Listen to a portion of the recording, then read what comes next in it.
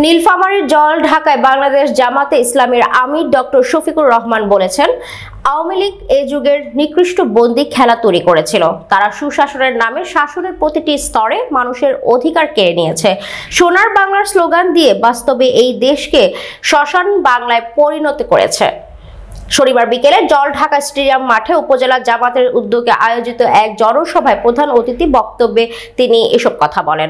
এই সময় জামাতের সেক্রেটারি মোয়াম্মার আল হাসানের সঞ্চালনায় উক্ত জনসভায় সভাপতিত্ব করেন উপজেলা আমির মোখলেসুর রহমান। সভায় উপস্থিত থেকেও আরো বক্তব্য দেন সহকারী অঞ্চল পরিচালক অধ্যক্ষ মাওলানা মমতাজ উদ্দিন, রংপুর দিনাজপুর অঞ্চলের টিম সদস্য আব্দুর রশিদ ও জেলা মজলিসের শুরা সদস্য।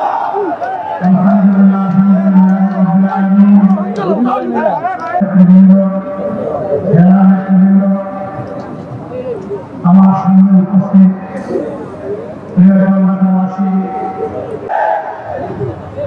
জনগণের জন্য কাজ করার সুযোগ সৃষ্টি করে দিন। আজকে বাংলাদেশের জনগণের অন্তর থেকে তাদেরকে গায়েব করে দিয়েছেন।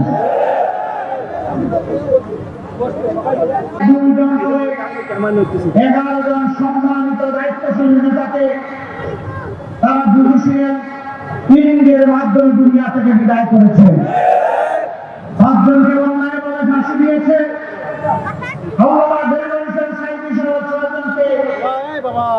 জেলের ভিতরে মৃত্যুর দিকে ফেলে দিয়েছে।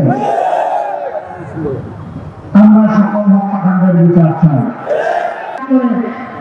বছরের 5ই আগস্ট তারা দেশকে পালিয়ে দিয়েছে।